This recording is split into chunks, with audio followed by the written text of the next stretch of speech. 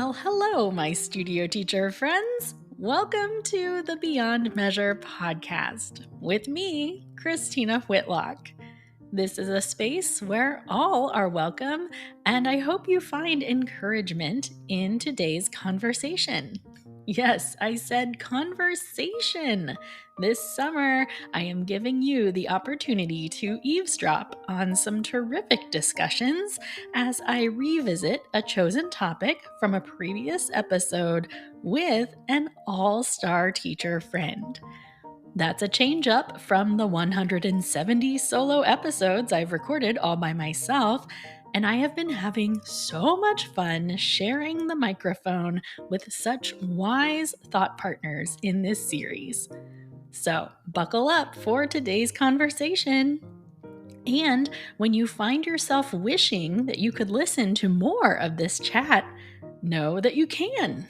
Each interview in this series has a bonus conversation featured in the Patreon community.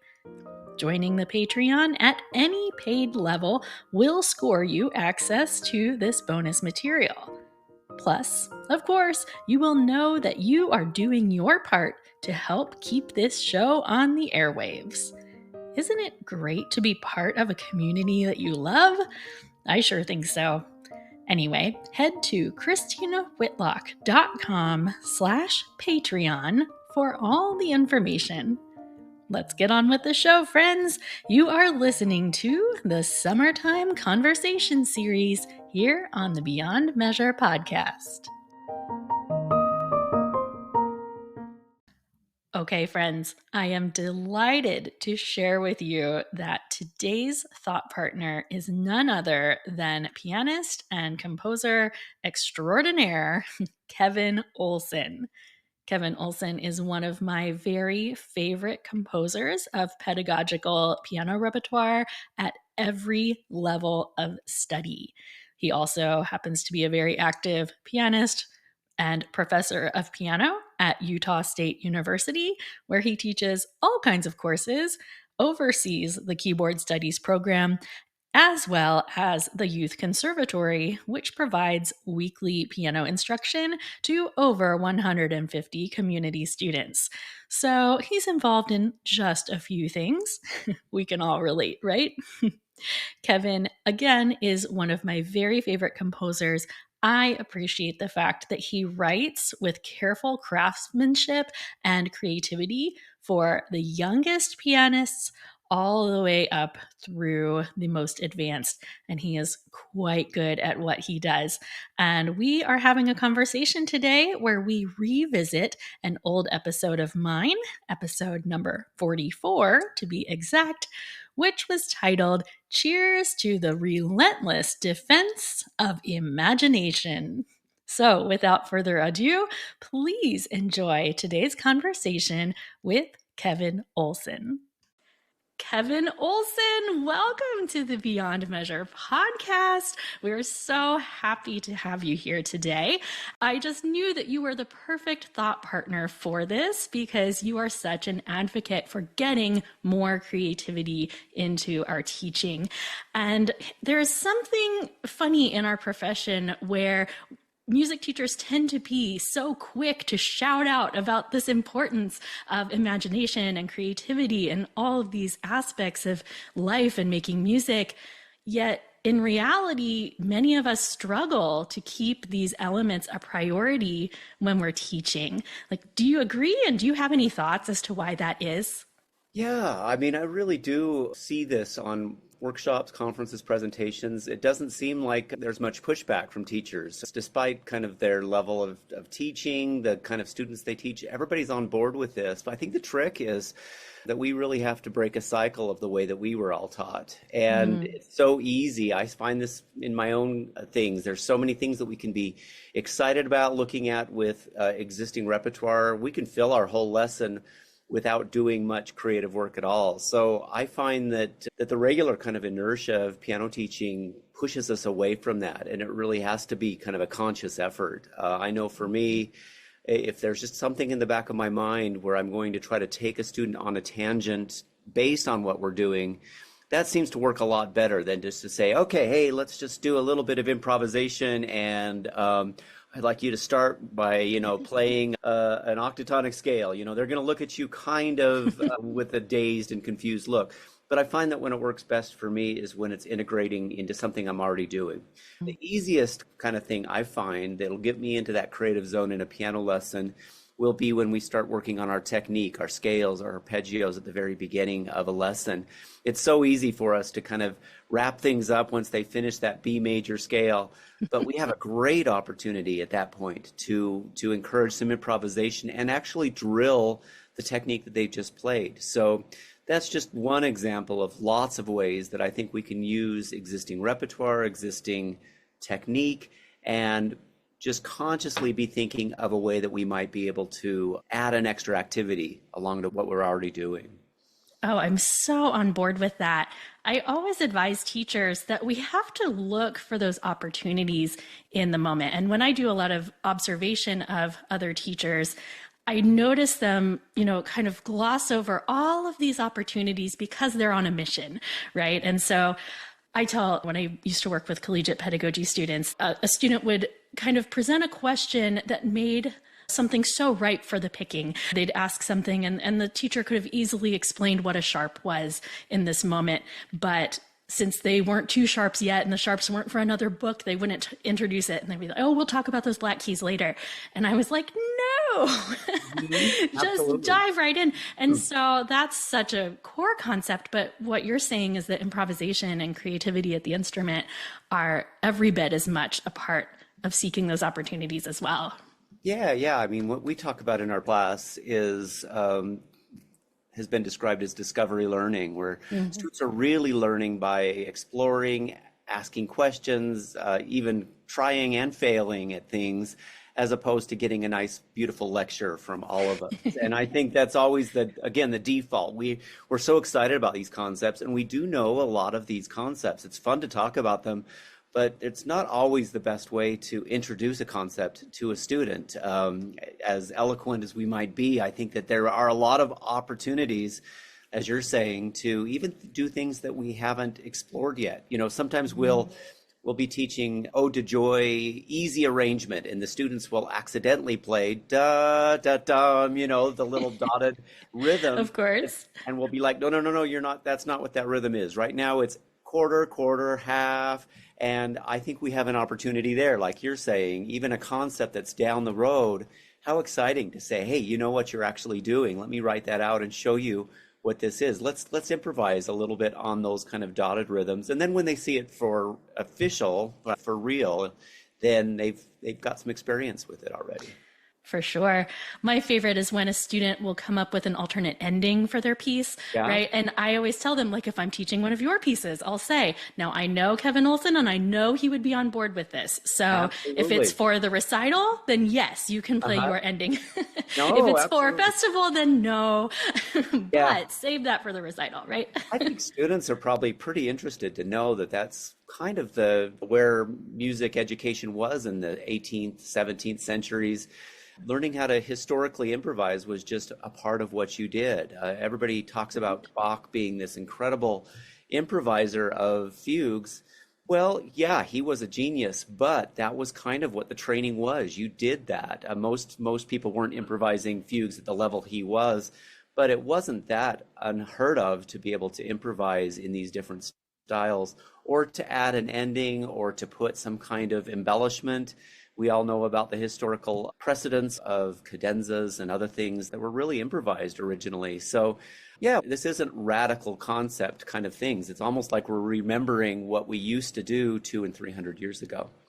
Yeah, I love remembering that because I don't know about, well, I guess you probably feel a lot more inclined to do this, but if someone asked me to improvise my Mozart cadenza, I would be real nervous about it. Yeah, yeah. It really does come through a lot of practice, and it's not like these are just concepts that you're being inspired, the heavens are parting and the lights coming down. No, they're actually after working things out in several different ways. I would say most people that were improvising cadenzas had worked out those things in advance. They might not have known exactly where everything was going to go, but there was a level of preparation. Jazz Mhm. music is the same way. It looks like it's just spontaneous improvisation, but when I'm playing in a jazz club or something like that, it's almost like I've got a library that I'm checking out little licks and books and things in my brain that I've learned and figured out and maybe copied from someone else, and they're just in different orders. And I think that's where what we're really doing is allowing our students to have a little kind of mental library that they're going to be pulling from. Oh, that visual of the mental library is so good. I always use the toolbox, but the Mhm. library is even better. Well, you're Good checking one. stuff out. It's just Yeah. checking it in and out, and there are things that have already existed, but you're just doing them in a little bit of a different order every time. Hmm. That's so much a part of performing anything we do. I always tell my students, and this was told to me as a grad student too, that, you watch these professionals play at these high levels and you think they're just so immersed in the moment and they're enjoying every second of what they're doing. And it may be, but really, there's some really hefty mental lifting going on at any Mm, given moment, right? And ab- sometimes with creativity, we think it's supposed to just be this spontaneous outburst, but it's really putting in the reps and learning the scales and learning the harmonies and the chord progressions and all of those things. Wouldn't you agree? It's not very glamorous. I would agree, for sure. I think there's an element of that. And I think, Hmm. it's a lot of times students won't know really where to start with that. There aren't really books on how to do that. To me, I think the books are what we're already using, the scales, the technique, giving a student a chance to, like you said, maybe put a different ending to a piece, or if they're playing something from their method book, giving them an opportunity or maybe an assignment to write a little bit of a variation to that, or their own version of their piece. The idea of kind of a before and after, right? They'll have the original piece and then their take on it. And I think that that's a great way to internalize a lot of the concepts you're talking about. For sure. My dad, growing up, was a very different kind of musician than I am. And so, and which is funny because, in and of itself, it's not all that different, but we felt like we were in very different camps.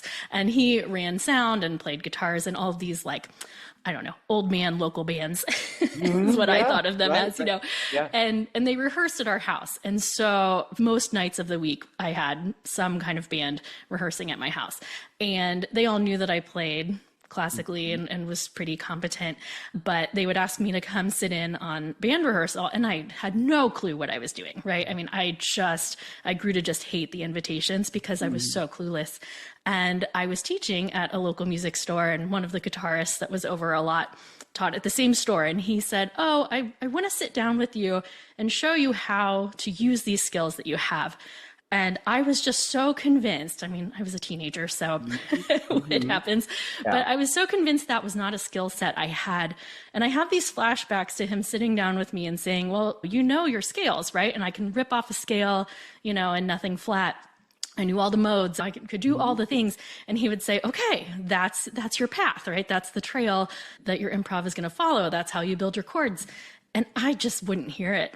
And now Mhm. I just laugh. I'm like, "Oh, I wish I would have figured that out then." Yeah, yeah. It took me a Well, long time. I've always said I've done jazz instruction to both classical musicians and non-classical musicians. Mhm. I'd rather teach jazz to a classical musician any day because of what you're talking about, the knowledge of the theory and the scales.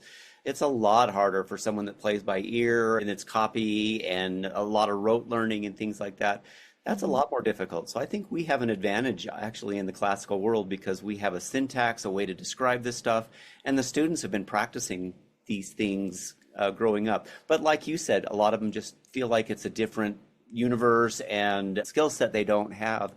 unless we start really early in the game. I mean, imagine if in those first couple of years of your piano training, you'd been able to kind of explore both. While you were playing your Hanon, you were able to improvise a little bit on Hanon or a pentatonic scale or something like that. It really would have probably been a game changer. Oh, absolutely. I always say I grew up being told you either played by ear or you read Yeah, notation. And I was like, all well, of I us. read, therefore, Hmm. that's what I do.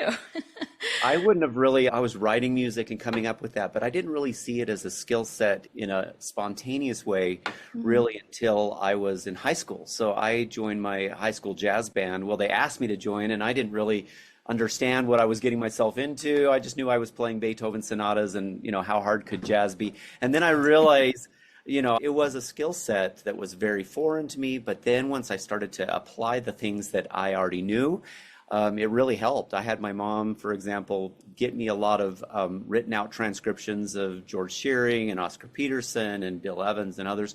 And that really helped me as a reading musician to understand kind of how those things work. And it got me more comfortable, almost kind of eased me into what felt like a foreign language at the time. So, yeah, I really feel like the earlier we can do that kind of stuff, it can be really helpful. Yeah, I was just listening to something the other day about how, when it comes to really improving the nutrition of the population, how we Right. really need to start young, right? That so many of our food memories are developed around an early age and that kind of thing, and how important it is to be feeding our young children Yeah. nutritious foods and the butterfly effect that's going to have.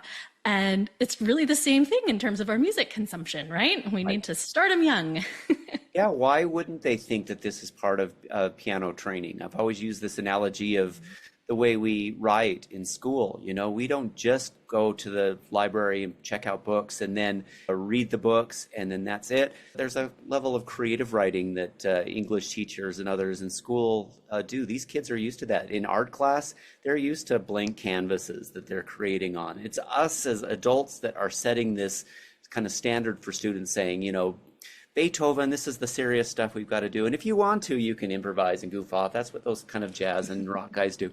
Why can't we make it all part of the curriculum, right? And for a 7 or 8 or 9 year old, it's the most natural thing in the world. Of course, you would be creating a little bit while you're performing your pieces. That's what you do in other things that you're studying in school.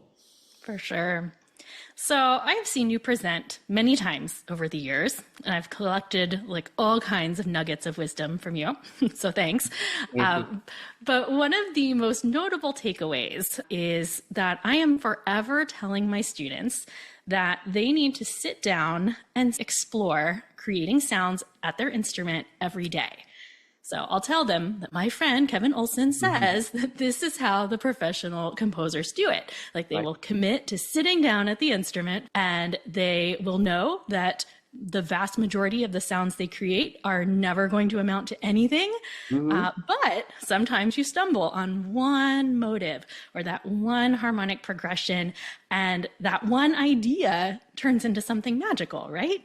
Yeah, absolutely. And I think that it's even one step more towards structure, which is when I'm sitting down to improvise, I usually will give myself a little challenge. I'll say, okay, I want to do something maybe kind of in a romantic style. Maybe let's go 3/4, and I'm going to use the key of B flat. Let's see if I can come up with something like that. And like you said, many times, nothing great. So when I'm feeling a little stuck, then I'll say, okay, well, that wasn't so great, but what if I maybe changed it, maybe more like a waltz style, and let me see if I go, maybe I'm in a minor key mood today. So those kinds of a little bit of guided improvisation, I think, is much less scary for a student than an assignment in a notebook. I would say that Oh. teachers probably shouldn't just say 10 minutes of free improvisation to maybe 90% of the students, maybe Right. 10% could really just have all of these creative ideas. But I think most students, and I would put myself in this same category, we need to have just a little bit of some parameters that we're working with. Sometimes if it's a brand new piece that I'm working on, a title will be the influence. So I'll have some kind of Mhm. title in mind, or I'll have some kind of style, or maybe it's a certain kind of student that I want to be composing for. That really helps, I think, to give yourself a little bit of a push start. That's why I think, integrating it into technique or into the repertoire that a student's playing. If they're learning, for example, Wild Rider by Schumann, all of a sudden you've got all sorts of parameters that you can work with. You've got the 6/8 time, you got the 1 and 5/7 chord in A minor, you've got percussive kind of sounds, a melody, one note in the right hand with chords in the left hand. So having even a piece that you're starting to work from is really important. Yeah, I definitely agree that we need to give our students some more parameters for that improv. And it's really like what we were talking about earlier about seeking the opportunities, right? So sometimes just the right key, or, oh, you were telling me about this ladybug you saw on the sidewalk on the way into your lesson. Let's name it and let's make a song about it, right? Something Love it. like that. I love that too. I think when it goes back to that direction that I was talking about reminding your students that, 90% of it's going to be a flop or whatever, Mhm. I, Yeah. I feel like that is really great permission for our students to hear. I find that I can't say that enough to my students. So, like, do you have any other like tricks of the trade as to how to help more perfectionistic students step out and experiment more with what they're playing? Yeah, I think, especially when you get into those teenage years and they get very self-critical and everything sounds horrible and, oh, this is so embarrassing and all of that kind of stuff. I think one thing we have to do as teachers is we have to display our own courage. It's difficult to walk the walk and talk the talk at the same time, right? So we have to say, let me just mess around in front of you in a little bit of demonstration. And probably none of this is going to be that great, but let me play it. And it shows that you have a little bit of courage to play in front of that student. It also gives them an idea of how doable it is, as opposed to just a theoretical assignment in a notebook or something like that.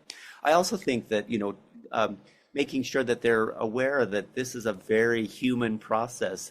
This frame behind me in my office is Beethoven, and I love having that score right there to inspire me because it's just full of scribbles and arrows and X's. If he had had finale, he would have been so happy because he could have inserted big measures in there. He could have copied and pasted. He could have deleted stuff he didn't want. But the poor guy had to do it all with, pen and ink. And it just helps me realize that these geniuses were human as well. And they didn't end up liking a lot of the stuff they started with either. So, having those kind of anecdotes can be really helpful as well. So they don't feel like everybody else is just coming up with these things seamlessly, flawlessly. Everybody goes through the same kind of messy process. Ooh, I love embracing the mess. And I Mhm. also am a firm believer that as teachers, we do not play enough for our students. So that's another something I'm always encouraging teachers to do is find more ways for you to demonstrate. And so I love that combo platter of humility and, boldness and bravery, plus just playing for your students. I think that's Absolutely. great And for jam sure. sessions are a great way to improvise as well. So if you're starting off with a bass pattern or something, I've even given ideas to our college pedagogy students about using even written out accompaniments that they're playing in the method books with the Mhm. students, but using it as a vamp. So they're kind of doing it, but eventually not even needing those. And you'd come up with chords or a pattern, and then the student can play above you. That does two things. It makes it a kind of an interactive process, and you're in it together, as opposed to them being in the spotlight and under a microscope. The other thing I think it does is it really helps with rhythmic improvisation. That a big part of improvisation is not just kind of randomly playing a long stream of notes, but to actually really try to make them fit in some kind of rhythm or phrase context. So doing those little mini jam sessions that you're talking about, coming in and them being excited about some story or something that's happened during the week, could really launch you into some kind of fun improvisation just to kind of let them relax and get in the mood for a piano lesson. For sure. Oh, I love all of that. So I just feel like we all know there's been kind of this rift of sorts between like creative piano playing and like high level performance. Advancing pianism just feels riddled with these do's and don'ts and rules and all of those things. And I know we've kind of talked a little bit about it, but do you have any real pressing thoughts on like how we as teachers can help reconcile those two things so they're not so separate? Yeah, especially with our more advanced students. I definitely Right. agree. We have a course at Utah State. It's a special topics course, so it changes every semester depending on what we're kind of interested in. And a couple of times that course is rolled through with our piano majors, and I've turned it into a historical improvisation class, which has been a really, really fun thing for these advanced piano majors, these students that are playing Rachmaninoff and Beethoven sonatas and things like that. And I think it really does help with the way that they think about the repertoire that they're playing if they're actually forced to improvise in a style of a composer or based on a piece that they're already doing. So I would really recommend, even for more advanced students, even when you're feeling like, oh, we're beyond this kind of goofing around kind of stuff. Well, certainly Bach and Mozart and Beethoven's teachers weren't above that when they got to that level. They were still improvising in those various styles. And so I love the idea, for example, of a before and after recital. In other Mm, words, where they play the original piece and then they come up with their version of the piece that's kind of their arrangement. And I think that's a really great skill for advanced students to be able to arrange in a variety of styles, to know why Chopin sounds different than Mozart, for example, to be able to maybe challenge a group of students if you're focusing on a certain period of time. Maybe everything's classical and you can get them coming up with little mini sonatas or sonatinas and things like that. That could be really great. You know, all of this is even before the composition process. But I think for more advancing students, composition is the way to realize some of your best improvisation ideas. So I find that my advancing students really resonate with composing. They love the element of competition. They love this idea of setting goals. And, you know, now that the technology is so great and the playbacks are so realistic and the engraving looks so professional, I think they get this kind of gratification out of having their ideas in a real form. So I sure. I definitely would love to see more advancing students still be challenged with these concepts. Wow, you've just given me so many ideas. I love that before and after recital. And in terms of composition, I think anytime you can find out what a student is capable of notating, that's really where you learn how they think about music Yeah. and where the gaps are, right? Absolutely. No, it's better than any ear training or theory book because you're actually motivated. It's your idea. You've got something in your head that you've got to relay out on the page. It teaches all those concepts that we want students to know how to do. And they will have much more fun doing that than going through a dusty theory book. You know, you'll be actually applying those concepts in a real piece. And that's a great opportunity for a teacher to introduce concepts like that. For sure. Well, I'll tell you what, you and I have something kind of exciting going on together this summer. Here in a couple weeks, we are both presenting at this online summer event called Propel to Excel. So I'm going to be presenting on my experiences teaching pedagogy courses to high schoolers. Cool. Everything is kind of geared towards helping, especially those teenage students, really kind of beat off that kind of slump that can kind of hit and keep them motivated and committed to their musicianship. So tell us what you're going to be doing at said event. Well, first of all, let me just say I wish I would have had a pedagogy course as a high school student. I think I should go back and give all those poor parents their money back because I Oh, was me not a too. very good high school piano teacher. But it's exciting to see that you've got this focus on introducing these concepts to students at a younger age, and that can really set them up for success. I love that. Yeah, mine is called Ready, Set, Compose. It's going to be really a whole slew of composition starters. So as we've talked today about in kind of general terms, how we can launch students with some guided composition activities, these are the actual activities. So the participants of the conference will be getting lots of little beginners to pieces, and we'll talk a little bit about how you can take those ideas and kind of launch them into first improvisatory exploration and then writing down your best ideas to complete them all. So yeah, a little kind of the practical of what we're talking about today. Oh, I'm so excited. I can't wait. Did I hear, are you doing that actually live with a student? Do you have a live student with you? Yeah, I'm glad you reminded. Yeah, there's a student that is actually starting this very morning. I just heard. I gave her an assignment. She's, I think, either a sophomore or junior in high school. She lives in the Dallas area. I don't know. I've never met her, but she actually plays violin and plays for her choir at school. And so I decided it'd be really fun to see her tackle an assignment of setting an Emily Dickinson poem to music. So Wow. she's in the process of choosing. She sings, and we're going to talk a little bit about some of her melodic ideas, the way that text in music is very similar to text in poetry, and how you can work that stuff out, harmonic accompaniments to that. So yeah, it's going to be an adventure for me too. It'll be completely blind. We'll meet each other at the actual event online, and I'll give a little bit of composition coaching, which is something I do quite a bit to students around the country. It's fun to get to know these students through their creative ideas. Yeah, I've watched you in those settings and I can't wait to do it again. Oh, Kevin, that sounds so exciting. So, we have two more orders of business here before we wrap things up for the podcast. First of all, since the show is called Beyond Measure, I need to know something, the more random the better, that you just love beyond measure. Yeah, a lot of the stuff is really dumb because it's the stuff that we all do. Is music really is something that we do beloved. We do because we love it so much, and there's just something so exciting about coming into my empty office in the morning, especially on a summer day like today, and just a blank slate with ideas and projects and things like that. So that's my dumb answer. The more interesting answer, I have a really awful 7-year-old dog right now. He barks at everybody. He's just the cutest thing to us, but he hates the rest of the world. And so one thing I love beyond measure are my early morning and late evening walks with Charlie and trying to avoid people and just bonding with that little awful dog.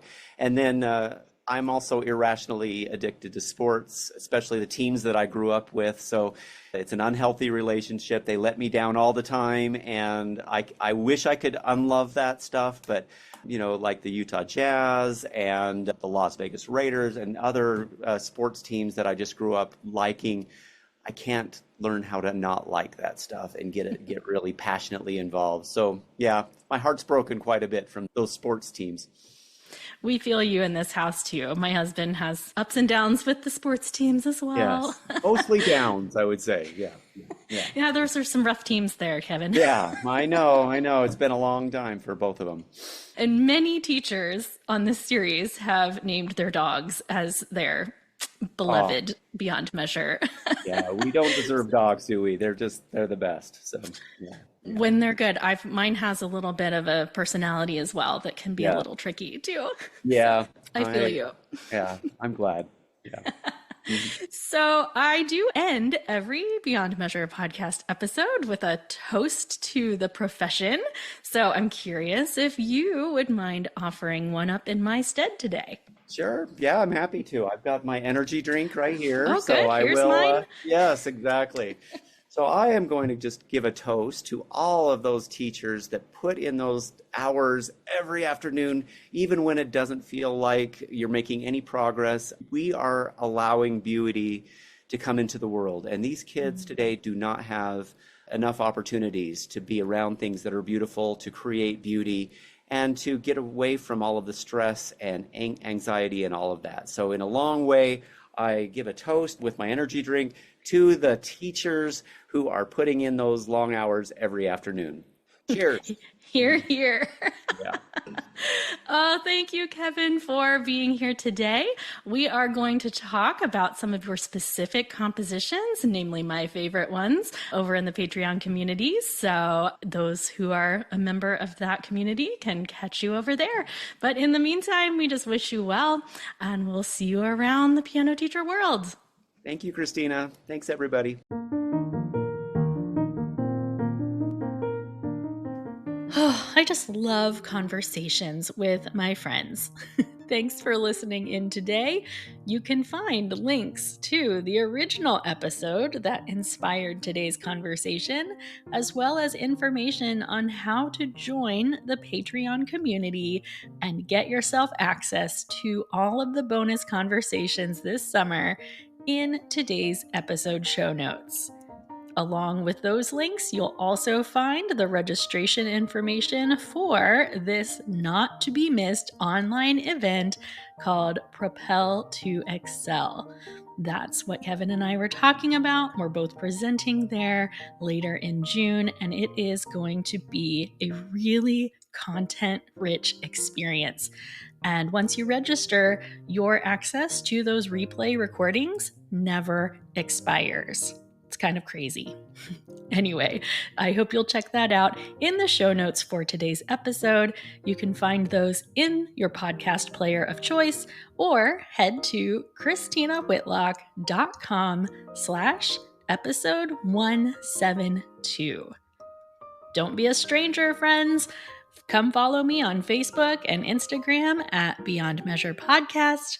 I would love to hear from you and find out what you are up to this summer. Until we meet again, friends, onward and upward.